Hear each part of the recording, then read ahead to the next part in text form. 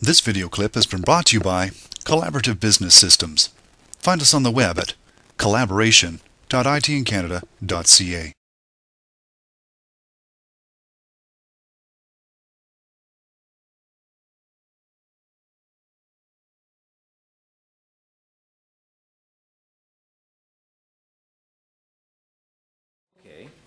Now, if people in there in the presentation say that you are the man who came up with this idea, that you provided the genesis of it. So what made you think that something like this partnership would be a good idea?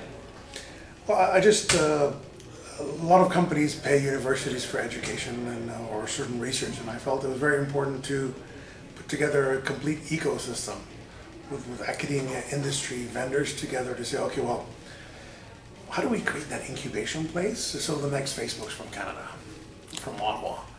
Like I wasn't thinking of, like, if you look at the research there, it's just how to make cloud work, for example, and how do we give people access to build services. And TELUS is asking only for that this project succeeds, we get more people who understand the expertise and technology. And it's not that we're so altruistic, because the better the Canadians are, the better we are, the more they buy. And it's a fantastic vicious chain. But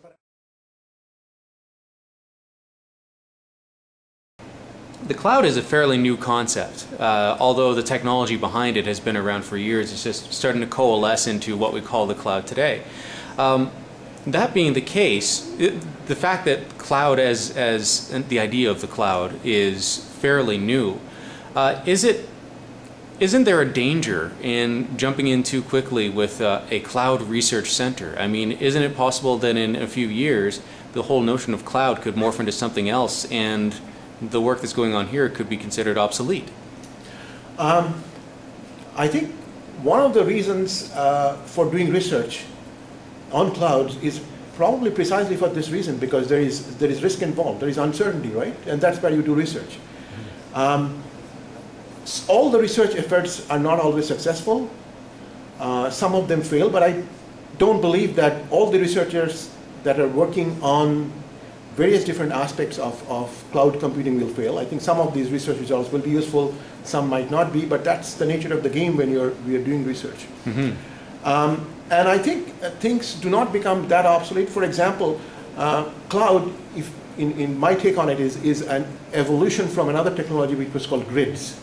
Okay, and grids were actually used mostly by engineers, scientists, whereas the cloud has picked up so much steam because it's been used by enterprises, right?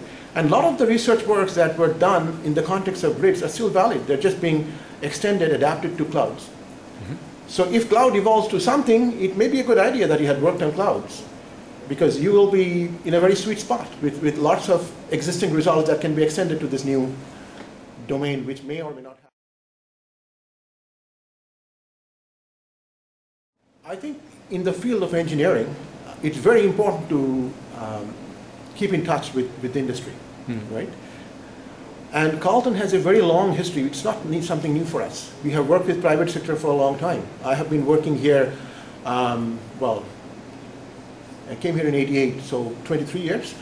And I have been involved with research with many different companies. Nortel was a big supporter of my research, and we had some very successful projects with Nortel.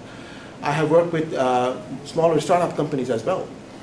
And so I think it's actually important for us to be aware of what the industrial demands are, so that we can produce research results that are not only important academically, but are also usable in the real world.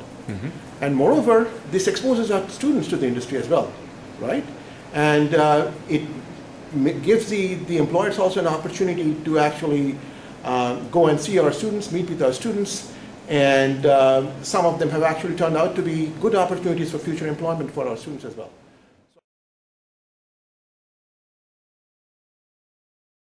Well, Canada, first of all, is a great, stable place to do business. But more importantly, certainly from Huawei's perspective, here in the Ottawa region and across the country, Canada has a very strong history and skill set with regards to ICT.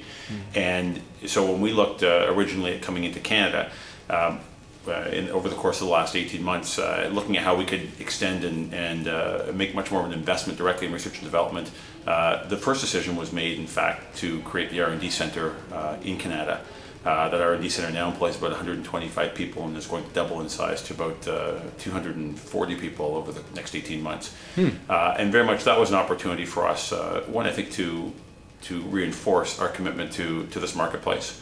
As well, certainly, as we started to look at how else could we demonstrate our commitment to Canada. We were looking at bigger projects and really building strong roots in the country, and this is part of that next step, the next evolution. And obviously, working with Carleton, the proximity to our R&D facility here in Ottawa was an obvious one.